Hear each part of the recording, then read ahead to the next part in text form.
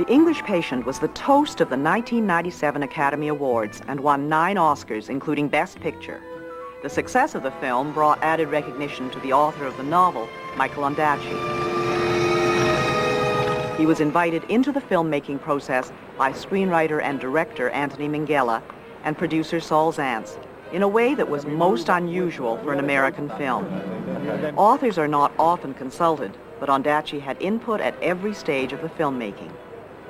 The three forged a friendship that went beyond business, and when Michael Ondaatje had the idea of staging a benefit for 4 Toronto theaters suffering from funding cuts, he called on his friends to help out. The result was a sold-out evening at the University of Toronto's Convocation Hall.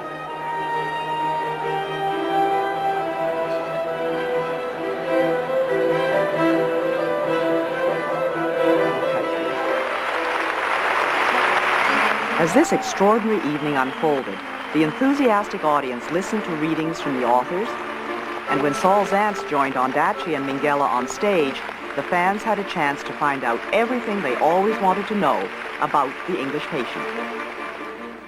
It was a very interesting process writing the screenplay because we would meet, every time I wrote a draft, and there were many, we would meet up and what's occurred to me is that we were in Japan recently and they were talking about how they make the samurai sword, you know, that they take a piece of steel and they hammer it until it's extremely sharp. They put it back in the furnace again and fold it over and hammer it. And every time I wrote a draft of the screenplay, Saul and Michael had hammers. And they would beat the script. I think, actually, of the 3 people here, I'm the one who hasn't read the book for about 6 or 7 years, or since it came out. So I quite honestly cannot remember what is mine and what is Anthony's. You know, and there's that story where when Anthony was shooting the taxi scene, someone said, "Thank God you saved the taxi scene from the book." Mrs. Clifton. And of course, there isn't a taxi scene in the book. Don't. I'm going to read a little passage which I love from Michael's book. This is the interior of Amashi's apartment, the bathroom day. Amashi's in the bath. Catherine watches him as he's singing and sewing, carefully repairing her torn dress. I'm impressed you can sew. Good. You sew very badly. Well, you don't sew at all. A woman should never learn to sew, and if she can, she shouldn't admit to it. Close your eyes. That makes it harder still. When were you most happy? Now. And when were you least happy? Now. She'd always wanted words. She loved them, grew up on them. Words gave her clarity, brought reason, shape. Whereas I thought words bent emotions like sticks in water. She returned to her husband. She climbed back into her house beside her husband, and I retired to the zinc bars. I'll be looking at the moon, but I'll be seeing you, that old Herodotus classic. First, Anthony and I had known each other for a year or so through Truly, Madly, Deeply, which I admired greatly and still do. I loved it. And we had been talking back and forth, and he called up and said, "I just read this wonderful book." And I asked the title. He told me, The English Patient, and he said, "I think it'll make a wonderful film, but I don't know how to do it." And my answer to him was the same. I think it'll make a wonderful film, but I don't know how to do it either. And we knew the emotion and the visual content of the book that you couldn't escape would make a film, and that was the beginning of it. The first date was testy. No, actually, we got on surprisingly well. And I think I also didn't know how one could make a film out of this. And we sort of went in circles a bit, and we knew who we didn't want in the film. And we also knew what kind of film we didn't want it to be. And from then on, we collaborated in many ways. I think that the one thing that guided us was that Saul and I both loved this book, and there was one person and one person only I wanted to be pleased with this film, and that was Michael, because I felt that if we got through this marathon of work for over 4 years and had ended up with a film that he didn't like, it would have been a sorry state of affairs. And so it was vital to me that Michael was with us not only during the writing of the screenplay, but also during some of the casting process, and he came to locations and then into the cutting room, so that in a way he couldn't turn around at the end and say, well, what have you done to my book, because he watched us doing it all the way through. He still could say it. This is the farewell dinner for the International Sand Club. I believe I'm rather late. And Amashi arrives late and dangerously drunk. He practically dances to his chair. I believe I'm rather late. Good, we're all here. A toast to the International Sand Club. May it soon resurface. The International Sand Club. The International Sand Club. Misfits, buggers, fascists and fools. God bless us, everyone. Mustn't say international, dirty word, filthy word. His Majesty, di fua, il duce. I'm sorry, what's your point? And the people here don't want us, you must be joking. The Egyptians are desperate to get rid of the colonials. Isn't that right, Fuad? Some of their best people down on their hands and knees begging to be spared a knighthood. Isn't that right? Isn't that right, Sir Ronnie? What's my point? What's my point? Oh, I've invented a new dance. Anybody up for it? It's called the Bosphorus Hug. Maddox, Berman, you'll dance with me. Come on, blaggers. Let's eat first. Sit down.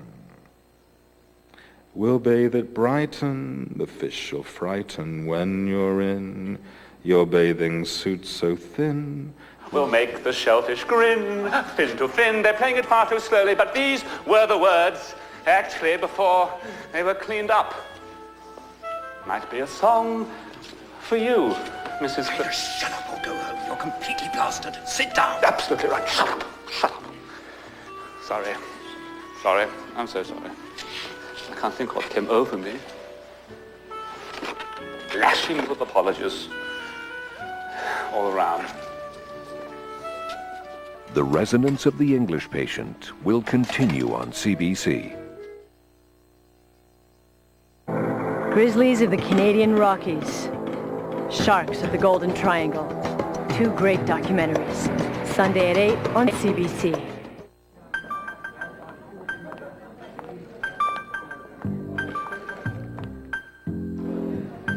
I love her accent. What is that?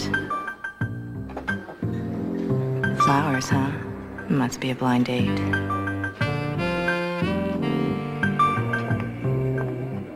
I'd go on a blind date with him. Take a second for yourself. Second cup.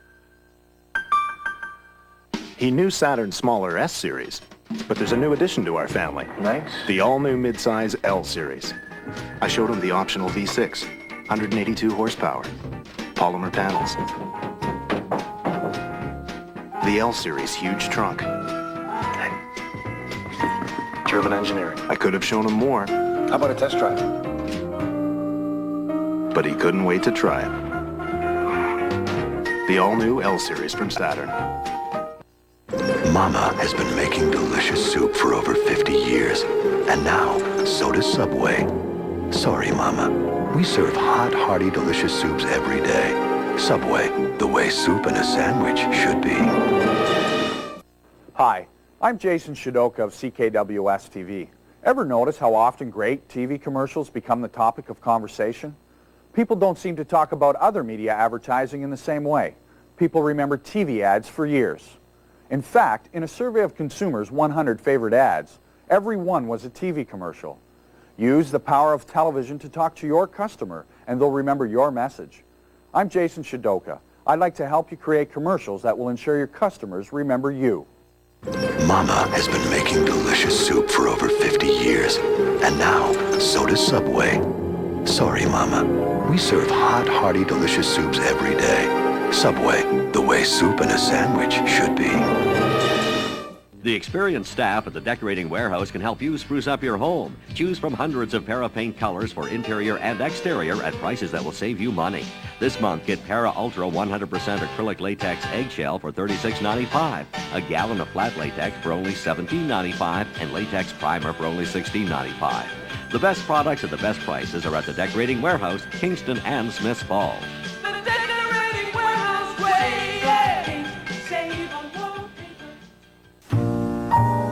If President's Choice offered vacations,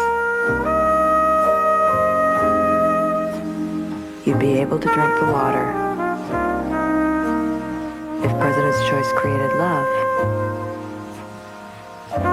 we wouldn't change a thing. And since President's Choice does make hors d'oeuvres, they're delicate golden puff pastries that are rich and savory and completely addictive. President's Choice, the way things should be. With a gun, it's a big rush. Crime and Punishment, a provocative three-part series. Are we too tough or not tough enough? Brian Stewart Goes Inside. A national magazine special continues tonight at 10 on CBC. Oscar Wilde said, "We are all in the gutter, but some of us are looking at the stars." The Bet Show. Of course, he's dead. So... Friday at 9:30 on CBC. I have two questions. One about the Hollywood studio, which shall remain nameless, pulling out their money and how that affected you and how you dealt with that. And secondly, if you could just comment on how the casting came about for the film. We're talking about Fox.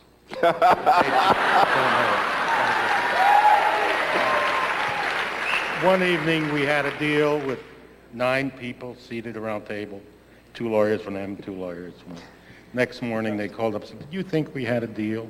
And this is after 5 or 6 hours when arms were around my shoulder. So glad to be working with you. So it'll be great. Don't worry. We'll do it. And next morning was no deal. I could live with that. That wasn't too bad. The thing about casting, they said they wanted to make the picture for a certain amount of money.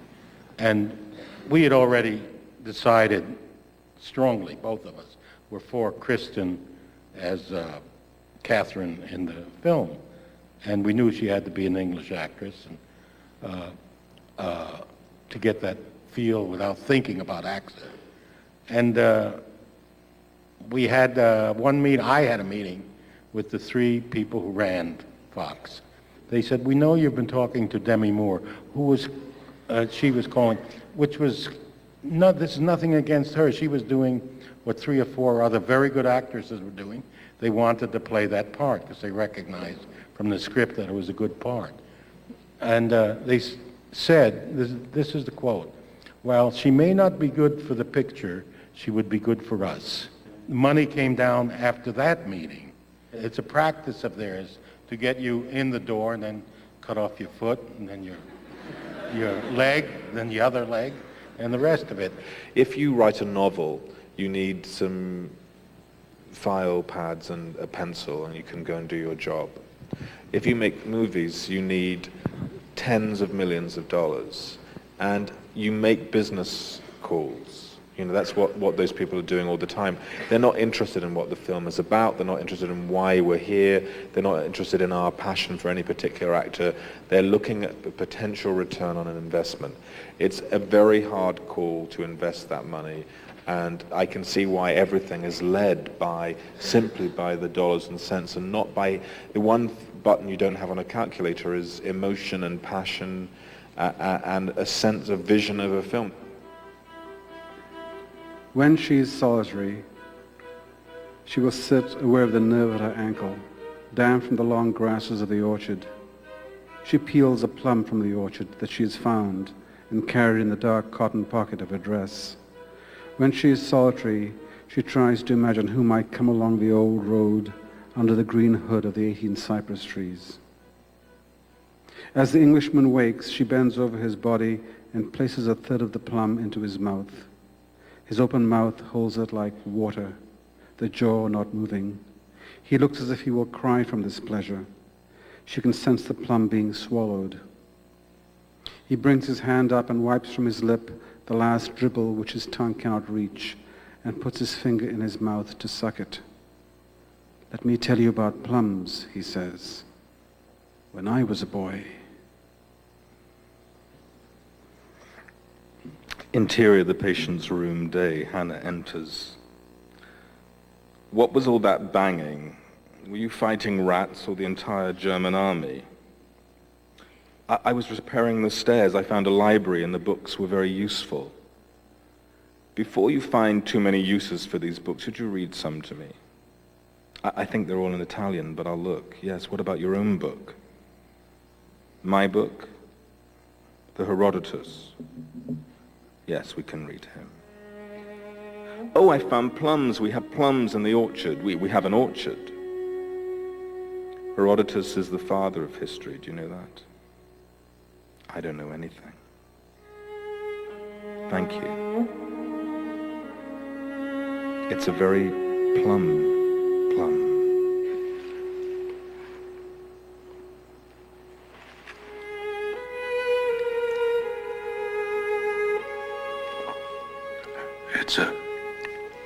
It's a very plum.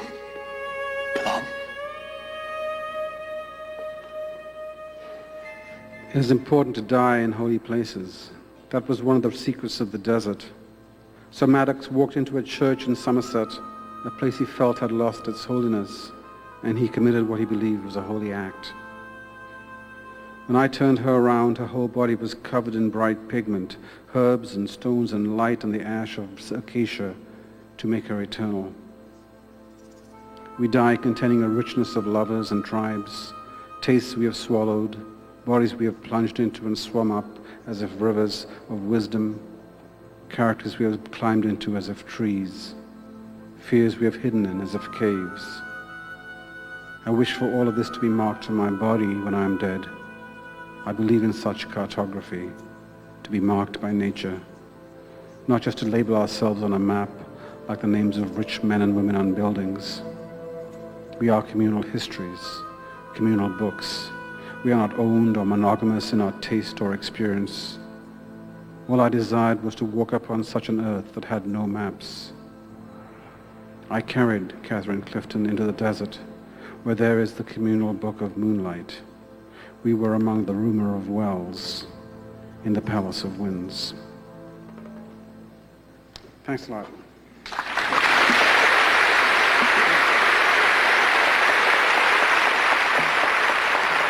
Not one back here.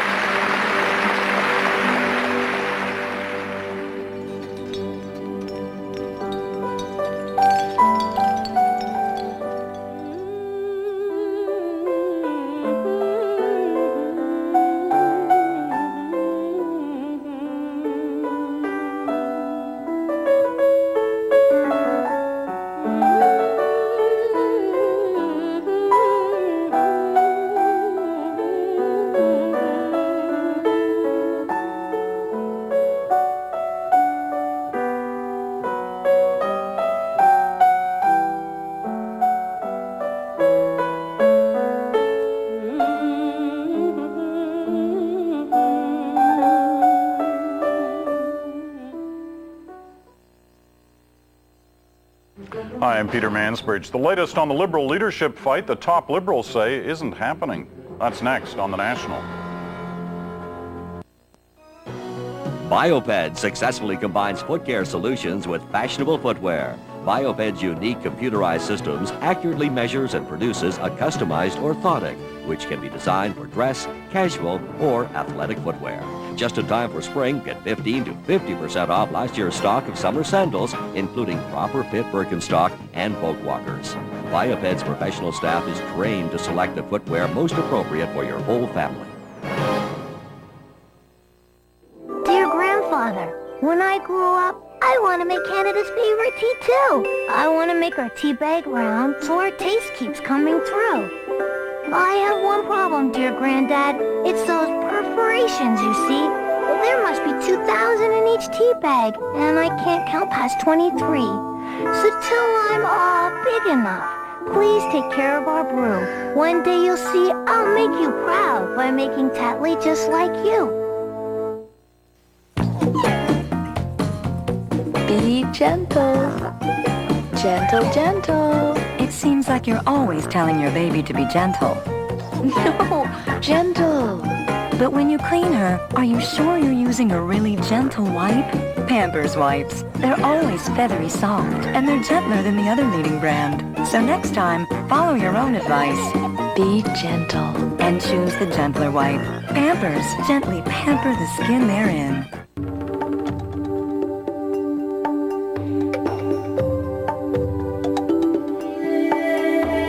Your skin is asking for moisture because your soap may be drying. Are you listening? Olay Bar is. Light Olay moisturizers. A gentle clean for soft, smooth skin. Olay Moisturizing Bar, what your skin is asking for.